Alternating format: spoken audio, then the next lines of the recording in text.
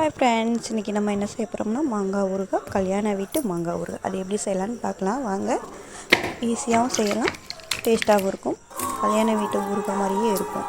அது எப்படி செய்யலாம்னு பார்க்கலாம் வாங்க. நான் 2 மாங்காய் எடுத்து அதை ஒரு நாளைக்கு முன்னாடியே அதை உப்பு போட்டு ஊற வச்சாச்சு.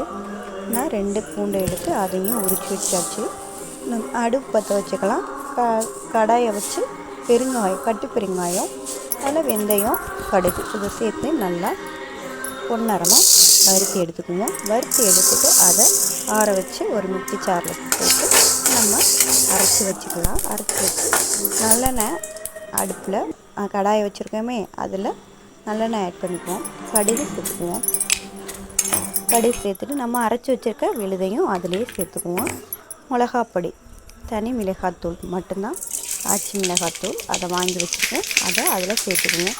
நான் எண்ணெயிலே போட்டு நான் இது பண்ணிடுவேன். அதுதான் நாளைக்கு எனக்கு டேஸ்ட்டாகவும் இருக்கும், கெட்டு போகாமையும் இருக்கும். அதனால தான் நான் எண்ணெயிலே போட்டு வறுத்துருவேன்.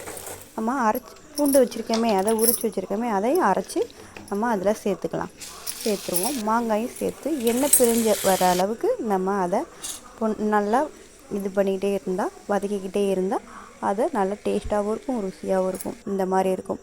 ஓகேவா? பாய் பாய். இந்த வீடியோ உங்களுக்கு பிடிச்சிருந்தா ஷேர் பண்ணுங்கள்.